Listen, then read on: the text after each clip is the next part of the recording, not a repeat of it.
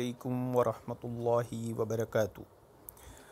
नहमदुहु व नुसल्ली अला रसूलिहिल करीम, अम्मा बाद।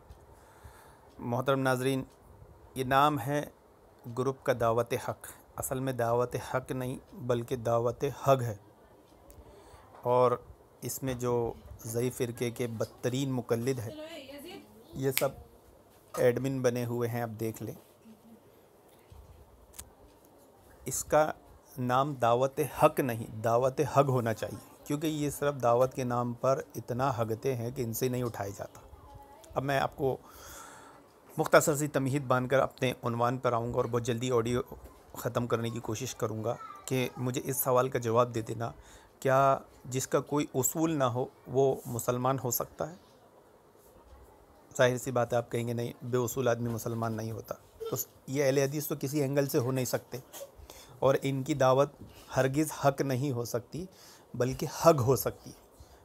और इतना हगते हैं खुद ही नहीं उठा पाते। अब आइए देखते हैं कि तलहा छुपा हुआ इख़वानी शिया रावज़ियों का एजेंट खुलेआम फ़ेसबुक पर कहता है कि सारे गैंग्स ऑफ पिग्स, यानी हनफियों को, देवबंदी बरेलवियों को सुअरों की गैंग ये कह रहा है, बताए कि, और फिर वजाहत भी कर रहे हैं। चलिए, आप बोलते कि हनफियों को कहा, आप कैसे कह सकते हो? तो उनने आगे खुद ही अपने कॉल की वजाहत कर दिया कि हनफियों ने अपना इमाम यहूदी को ही क्यों बनाया।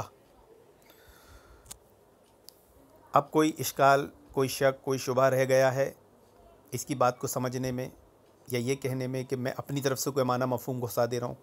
कोई इश्काल नहीं होगा कि इसने इमाम अबू हनीफ़ा को यहूदी कहा है। इसने कहा है, इसने कहीं पर भी ये नहीं कहा है कि फ़ला इमाम ने कहा है। ये इसका कॉल है, किसी ने का हवाला नहीं दिया इसने। और सवाल किया है हनफियों से, यानी ये इमाम अबू हनीफ़ा को हनफियों के इमाम अबू हनीफ़ा को ये यहूदी बोलता है, यहूदी मानता है। अब जब हमने इसको आईना दिखाया कि ज़ुबैर अली ज़ई तो कहते हैं कि जो इमाम अबू हनीफ़ा से बुग़्ज़ रखे, हम उससे बुग़्ज़ रखते हैं, यानी चारों आइम्मा और बहुत सारे आइम्मा या मुहद्दिसीन से जो बुग़्ज़ रखे, हम उससे बुग़्ज़ रखते हैं। उसमें इमाम अबू हनीफ़ा का नाम भी उन्होंने लिया है।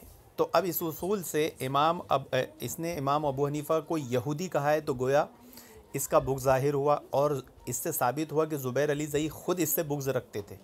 अब पता नहीं ये क्यों कुत्ते की तरह दुम हिलाता रहता है ज़ुबैर अली ज़ई की अंधी तकलीद में, और कुत्ते की तरह ज़बान लटकाए रहता है ज़ुबैर अली ज़ई की अंधी तकलीद में। जैसे कुरान में ज़िक्र है ना कि बाज़ उल्मा ऐसे होते हैं, कुत्ते की तरह ज़बान लटकाए होते हैं, वो दुनियावी फ़ायदे के लिए करते हैं। तो शायद इसको भी चंदा मिलता है, और इसके नाम से चंदा मिल जाता है, उसका घर खर्च चलता होगा।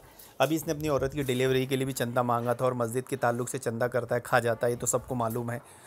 तो शायद कुत्ते की तरह ज़बान इसीलिए लटकाया होगा कि ज़ुबैर ज़ई का नाम लेकर के चंदा मिलता रहे। लेकिन ज़ुबैर ज़ई ने इससे पल्ला झाड़ लिया और इससे बुग़्ज़ ज़ाहिर कर दिया। अब जैसे ये बात साबित हुई कि ज़ुबैर अली ज़ई से इसका कोई ताल्लुक़ नहीं, ज़ुबैर ज़ई ख़ुद इससे बुग़्ज़ रखते थे, और इसने इमाम अबू हनीफ़ा को यहूदी माना है, कहा है और मानता है, तो इसका अहले सुन्नत से भी कोई ताल्लुक़ नहीं।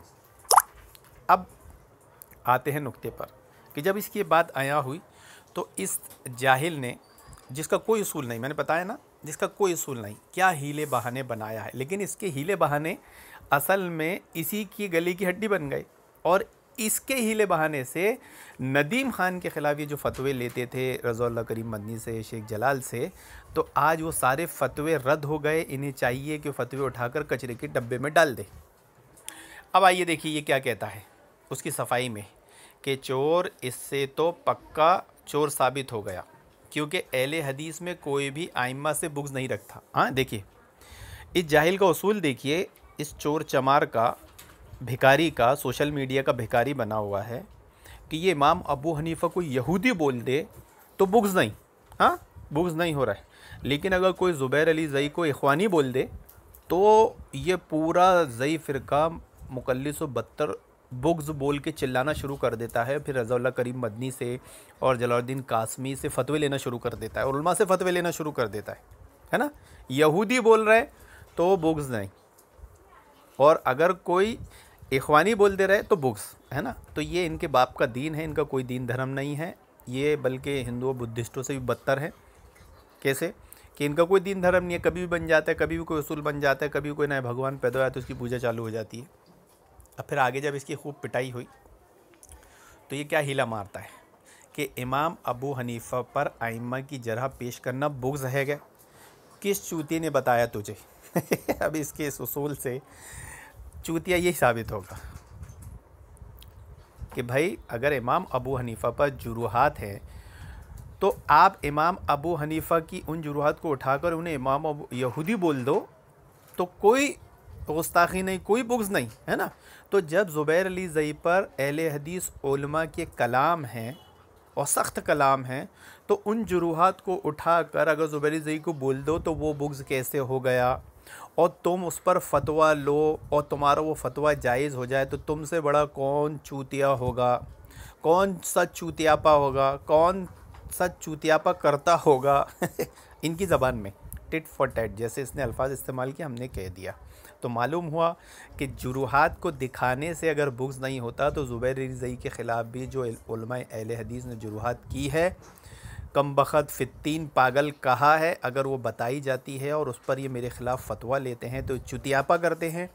और वो फ़तवा शायद किसी भी अहले हदीस आलिम का हो, वो रद्द है, उसे कचरे की टोकरी में उठाकर फेंक देना चाहिए। क्योंकि हम मुसलमान हैं, हम उसूल के पाबंद हैं और अहले हदीस तो फिर उनमें सबसे ज़्यादा उसूल के पाबंद है।